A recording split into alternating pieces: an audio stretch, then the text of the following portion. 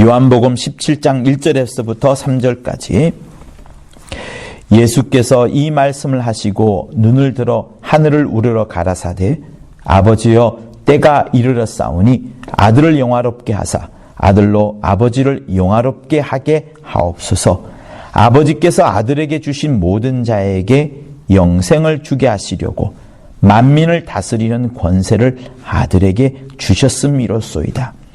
영생은 곧 유일하신 참 하나님과 그의 보내신 자 예수 그리스도를 아는 것이니이다. 네. 성도 여러분, 우리는 지난 금요일 날 환원 특강 때에 아주 중요한 말씀을 들었습니다. 곧 아들은 늘 하나님 아버지에 대해서 인식을 하면서 이 땅에서 살아가셨어요. 침례를 받으실 때나 병을 고칠 때나 귀신을 쫓아낼 때나 특별히 제자들에게 신령한 말씀을 전할 때에는 반드시 아버지로부터 듣는 말씀을 그대로 일러준다라고 할 정도로 하늘에 있는 하나님 아버지의 목소리를 그대로 자기의 말은 전혀 포함되지 아니하고 오직 하나님의 뜻을 하나님의 말씀을 그대로 일러준 것이 예수님이 말씀이었고 주님을 그것을 여러 번 강조하셨습니다. 즉 다시 말하면 예수께서는 이 땅에 계셨지만 이 땅에 있으면서 자기 자신을 보여준 것이 아니라 자기 자신보다는 오히려 하나님 아버지를 끝까지 보여주려고 제자들과 사람들에게 끝까지 이 땅에 온 하나님, 저 하늘에 계신 하나님이 아니라 이 땅에 와서 우리와 함께 머무르시는 임마누엘 하나님을 끝까지 보여주려고 계속해서 하셨습니다. 특별히 이 본문에 있는 것처럼 예수께서 기도할 때에도 나를 위한 아버지가 아니라 아버지를 위한 아들, 아버지의 뜻을 이루어가는 아들, 아버지께서 보내신 자로서의 아들, 이렇게 늘 자기를 내세우는 것이 아니라 아버지를 인정하는 마음으로 아버지를 인정하는 말씀을 전함으로 늘 하나님을 우리에게, 하나님 아버지를 우리에게 소개시키려고 했던 분이 예수님이신 겁니다. 그런데 그에 반해서 여러분, 구약에 나오는 여호와는 어떤 존재입니까? 여호와는 스스로 나는 스스로 있는 자라 라고 말씀을 합니다. 나는 스스로 있는 자라고 자기 스스로를 표현하셨어요. 거기에는 하나님 아버지나 다른 어떤 또 다른 존재가 있지 않습니다. 스스로 있는 자 한 존재밖에 없어요. 예수처럼 아버지를 계속 드러내는 그런 삶으로서의 말씀을 하는 것이 아니라 나는 스스로 있는 자라 라고 말씀하시면서 예수와 다른 모습을, 다른 표현을 그는 했던 겁니다. 그런데 그에 반해서 예수께서는 자기 자신을 늘 드러내지 아니하시고 하나님을 끝까지 우리에게 소개하시려고 하셨습니다.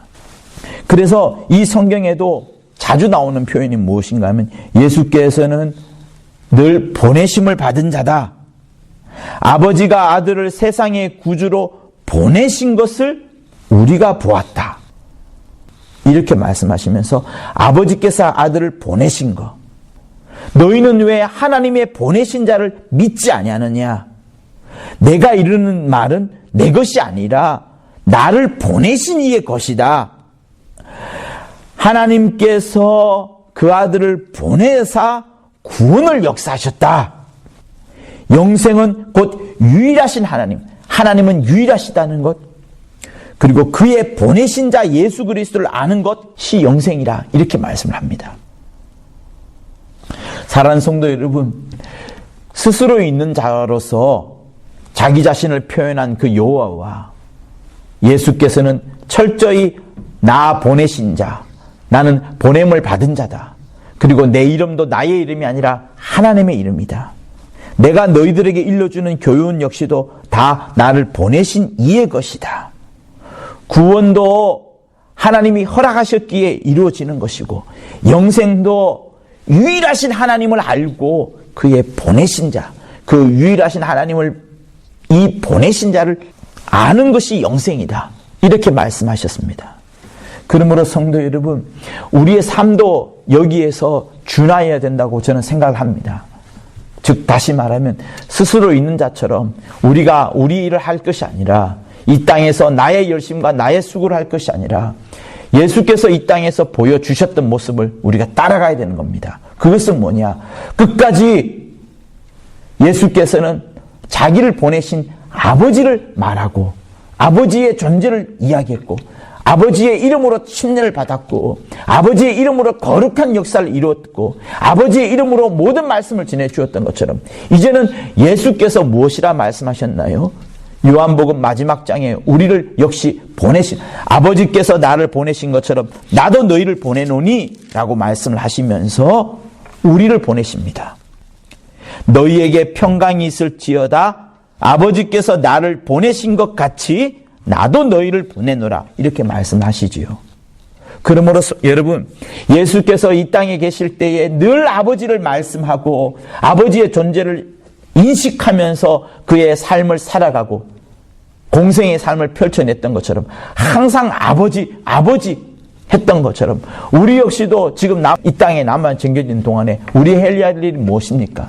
구원받았다고 해서 예배만 드리고 모든 것은 잊어버리는 그런 삶이 아니라 우리의 삶을 통하여서 예수가 증거되어지는 것, 나의 입술을 통하여서 예수가 나타나는 것, 오직 성령이 임하시면 너희가 땅끝까지 이르러 내 증인이 되리라, 성령을 받아서 나의 증인이 되라 라고 주님이 그토록 말씀하셨던 것처럼, 성도 여러분, 우리가 해야 할 일이 뭐냐?